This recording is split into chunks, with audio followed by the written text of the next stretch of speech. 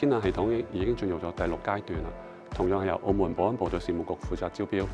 第6階段680支攝像機咧，將分佈全澳各區及港珠澳大橋人工島上面嘅，預計2027年完成。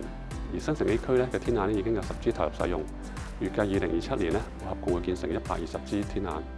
天眼系統有效協助警方快速應對各類嘅突發事件，不單止縮短咗警力嘅響應時間，提升咗案件嘅偵破率，更喺大型活動管控中發揮咗關鍵作用，成效顯著。而家咧，保安部隊上緊5G 技務專網嘅，令到前線警員通訊更快更穩，有效提升咗跨單位嘅協作效率、現場指揮嘅靈活性同埋應變嘅精準度，為警務工作提供咗強而有力嘅技術支撐。智慧雲警務項目涵蓋咗智慧保障、智慧治安、智慧消防、智慧高校等9大領域，共設有96個子項目。澳門保安部隊事務局承擔咗當中74項，佔比大約80%。